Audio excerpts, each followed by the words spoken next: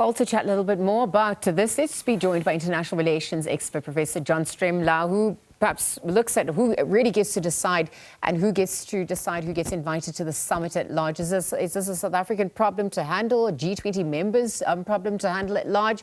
Let's get some thoughts. Prof. John Stremlau, thank you for your time once again. Thank you. It's nice to be here.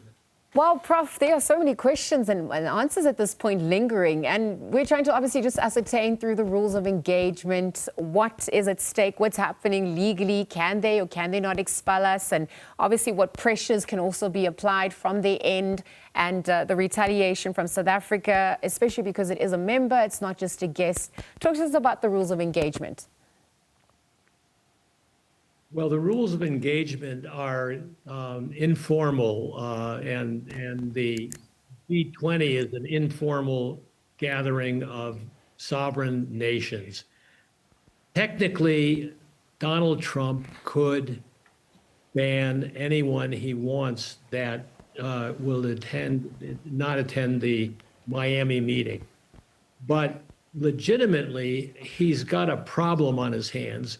He's dealing with a South African president who is done his homework, and he knows diplomacy inside out and backwards. Trump is an ignoramus with regard to the diplomacy and foreign affairs, in my view, and he just shoots from the hip. And so he posted this thing on social media, and it will come back to haunt him, I think. And so speaking of which, because we're obviously looking at the impact that this has on multilateral institutions at large when one of its core members is treated as conditional rather than automatic. Talk to us about the politics at play here, but also just the formal rules and how this impacts the global forums as we look at the shifting geopolitical landscape and the power balances and shifts as well. Well, there's no formal rules, as I said, sure. but it is custom for nations that have other disagreements to put them aside and to participate in this multilateral forum of wealthy countries.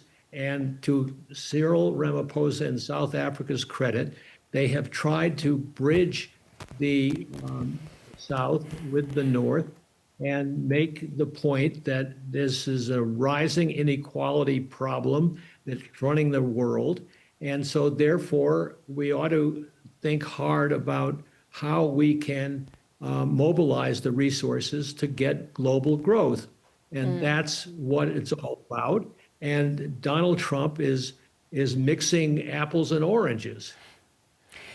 Because it also then speaks to his unpredictable nature in the way he engages, and the style that he's also adopted. This has a direct impact on the stability of how global affairs are run and on institutions like the G20. Can you weigh in further on how this is obviously going to play out, the risks that are also involved at this point when they take up the presidency? Well, in the short term, it will impact on it already has on the assistance that the United States is providing for South Africa, including AGOA and the African Growth and Opportunity Act. And he is penalizing South Africa because he has a misguided and misinformed impression. He's a racist, and he's been listening to too much of the frustration that some in the Afrikaner community have, and they're no longer in charge. And so Cyril Ramaphosa has positioned South Africa as a friend of all, and therefore it was evident in the successful 2025 G20 summit. And I think that unless things change, that the Miami meeting next year is going to be a waste of time.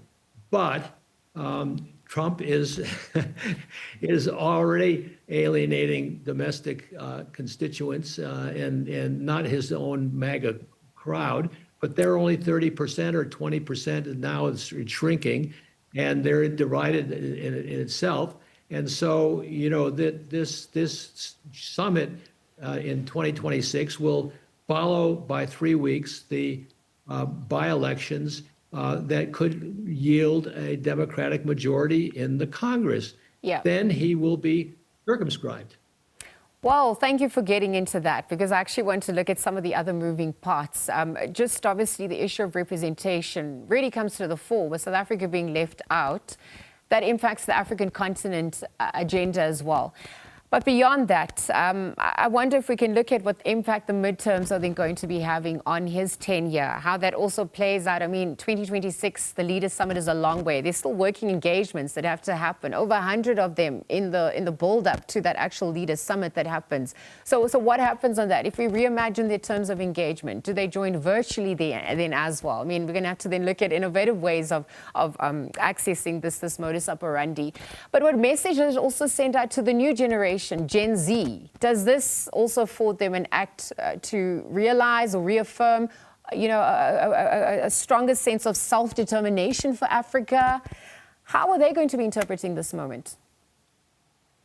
Well, I don't think that they're really inclined to pay much attention to this particular problem that we are identifying. And those who do pay attention realize that Donald Trump is the rank amateur in the room, and he's just got to be handled. Now, in the short term, this is going to cause certain, and it already has caused certain pain for not only South Africa, but the Europeans and others as well. But he is a passing phenomenon, and he's already in trouble politically in the U.S. And so I don't think that this is a enduring problem. And the question is, can the U.S. recover and its credibility, and it's going to be dented. But I think that it's down a notch, but that's okay. It can still provide, it's the greatest economy in the world, although Donald Trump has shaken it up. But nevertheless, it's still a player, but it cannot throw its weight around the way Donald Trump is. It's hollow.